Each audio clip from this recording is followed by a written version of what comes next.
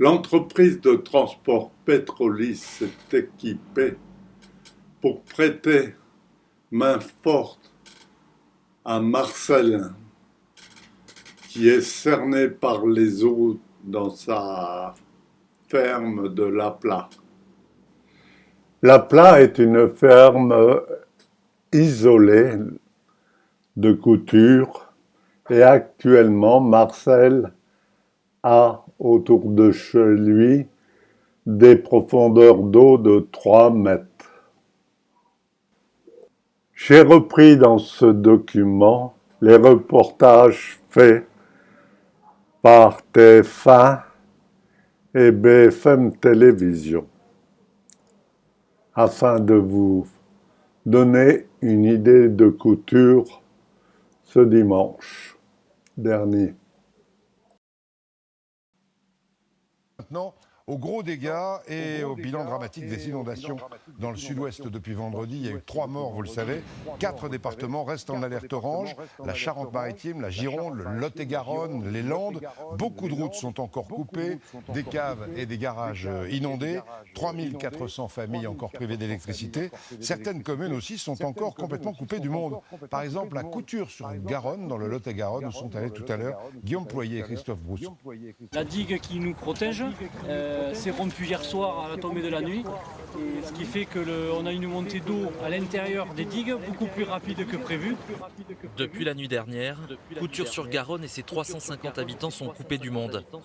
Inaccessible par la route, le petit village est aujourd'hui devenu une île. Elle va commencer à descendre à 16 h, mais vous, au déversoir là-bas, tant qu'elle n'est pas en dessous du 8 mètres, elle ne descendra pas. Ici, la Garonne envahit régulièrement les rues jusqu'au pied des maisons. Pourtant, cette crue qui touche le département depuis hier est prise très au sérieux. Je surveille la nuit aussi, je me lève pour voir l'évolution. Vous avez vu? Comme on a vu, la vague elle va jusque devant la porte là-bas. Donc il ne faut pas qu'elle monte trop non plus. Moi j'ai toujours été ici, mais bon à ce stade-là pas vraiment. Mais on l'a régulièrement, même un peu plus bas là-bas. On vit avec. Aucun gros dégât n'est à déplorer pour l'heure, mais cette situation bouleverse malgré tout le quotidien des habitants. Celle-là, pour moi, c'est une première. Voilà, donc j'habite sur la digue, on ne peut pas aller travailler, il n'y a pas école. Ces dernières 24 heures, les pompiers multiplient les interventions. Comme ici à Gaujac, ils sont particulièrement attentifs aux personnes isolées. Nous effectuons des missions de reconnaissance pour voir si les personnes sont chez elles, si elles ont besoin d'une assistance particulière. Et éventuellement, depuis ce matin également, on a quelques opérations de sauvetage pour des gens qui ont voulu s'aventurer sur des routes inondées. La situation pourrait s'améliorer ces prochaines heures, mais les autorités restent prudentes. Le Lot-et-Garonne n'avait pas connu une telle crue depuis 2003. Les intempéries qui ont donc fait 3 morts ce week-end dans le sud-ouest. Un homme a été retrouvé ce soir noyé dans sa voiture. Dans le Lot-et-Garonne, l'eau continue de monter. C'est notamment le cas à Marmande où, vous allez le voir, les habitants s'apprêtent à vivre une nuit sur le qui-vive, comme nous le montre ce reportage de Guillaume Ployer et Christophe Brousseau. Cet automobiliste s'est engagé sur une route entièrement inondée, nécessitant l'intervention des pompiers. Dans le Lot-et-Garonne, l'eau n'a cessé de monter toute la journée. À Marmande, les abords de la ville sont d'ores et déjà inaccessibles. C'est impressionnant parce que c'est la première année qu'on voit la Garonne aussi haute. Donc on commence à s'inquiéter un petit peu, surtout des dégâts, des habitations.